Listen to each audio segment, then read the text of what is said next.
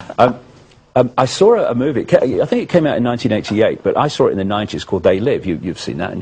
And I could see that it was accurate at the time in its themes, but since I've begun to understand about this moon matrix, absolutely, it is far beyond accurate compared with what I thought it was before. Very quickly, but you can go on YouTube and get it. Just put in John Carpenter, They Live, and you'll get it in chunks.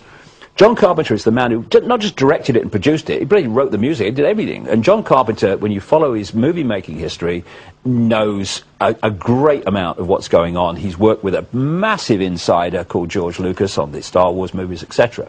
That's not happening in a galaxy far, far away. Come on, George, please. It's happening much closer to home. Anyway, this They Live goes like this. It's set in America sometime in the future. The future from when it came out in 1988 is about now. There's a massive economic collapse going on, and it's a police state. The hero, I'll call him the builder, the hero character arrives right at the start of the film. He's walking from city to city, town to town, trying to get work in the building trade. He manages to get a short-term job at the start of the movie, and at the end of this first day, a big black guy who's on the building site says, "Have you got anywhere to stay?"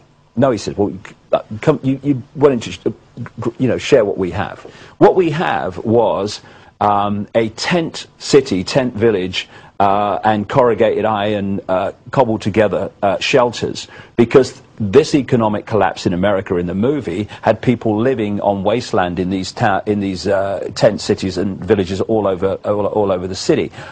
Go to America, it's happening now. Yeah, I've been to Detroit. Yeah, yeah. I mean, it's happening. Yeah. And what happened then is this builder, who's now in the tent village, he starts to see that some strange things going on at a church across the road, and he goes and has a snoop around when from outside there's a service going on and there's church music playing, and he goes in, he looks around, and he realizes that actually a group of people from the village are in there, and the service is a tape. It's playing a tape. It's just a fake. And someone had rigged up a television in this wasteland village, and the main American mainstream channel kept being broken into by this man's face saying, "They're here," words to this effect. "They're here, they're controlling us," etc. And then it would cut back to the program. Anyway, that night there's a police state raid on this village, and they bring in the bulldozers and they raise it and everyone's scattered. Guy comes back next day, the builder, when it's all settled down. He goes in the church, snooping around again, and he finds these cardboard boxes.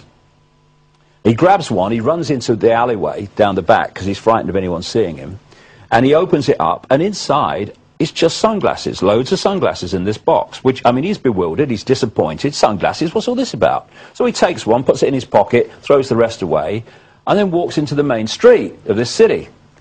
And everything looks normal. There's advertisements, people, cars, everything's going on. And he just puts the glasses on. Now the world is shockingly different. Through these glasses, all the drink Coca-Cola and vacation in Jamaica, now all he can see is words like stay asleep, obey authority, don't question, all these subliminals. He then goes to a newsstand and he picks up the equivalent of Time and Newsweek. And when he looks with his naked eye, it's text and colours and graphics and pictures, just like now. Puts the glasses on, all he can see are these subliminals. Obey authority, stay asleep, don't question. He looks at a dollar bill, and instead of seeing a dollar bill and all that's on it, all he sees is words, "This is your God." Next thing that happens, a guy walks in to buy a paper. To the naked eye, he's a human. He puts the glasses on, this guy ain't human. And it goes on, and he starts to realize, nothing like the majority, but a significant number of people are not human, but they appear human to the naked eye.